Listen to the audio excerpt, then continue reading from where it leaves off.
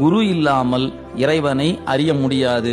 ஏன்? அந்த சிவமே அந்த குருவாக வந்து மானிட சட்டை தாங்கி வந்து நின்று உணர்த்தும். திருவாசகத்துல நானார் என் உள்ளமார் ஞானங்களால் என்னை ஆரறிவார், வானூர் பிரான் என்னை ஆண்டிலனேல். அவன் எப்படி வந்து ஆண்டான்?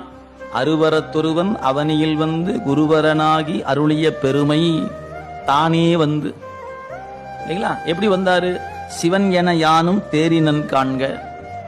அவர் எப்படி வந்தாரு? அருவாய் மறைவையில் அந்தணனாய் ஆண்டு கொண்ட. இல்லைங்களா? அவர் கருவாய் உலகனுக்கு அப்புறமாய் இப்புறத்தே மறுவார் மலர்குழல் மாதினொடும் வந்தருளி. அருவாய் மறைவையில் அந்தணனாய் ஆண்டு கொண்ட திருவான தேவர்க்கே சென்றுதாய் கொத்தும்பி. திருவாசகத்துக்குள்ள மட்டும் பாத்தீங்கன்னா தெரியும் எத்துணை இடத்துல வந்து வந்து வந்துன்னு இருக்கும். வந்துன்னு என்ன அர்த்தம் தெரியுங்களா? உள்ளுக்குள்ள அருவாய் இருந்தவன் காணும் வண்ணமாக வந்துன்னு அர்த்தம்.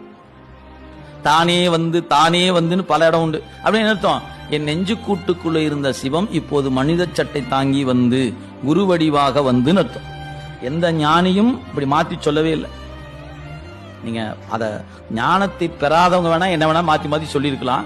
ஞானத்தை பெற்ற அத்துணை பேரும் சொன்ன ஒரே விடயம் என்னன்னு கேட்டீங்கன்னா, அந்தந்த தெய்வம் அவரவர் பக்குவத்துக்கேற்ப மனித சட்டை தாங்கி வந்து உணர்த்தும்.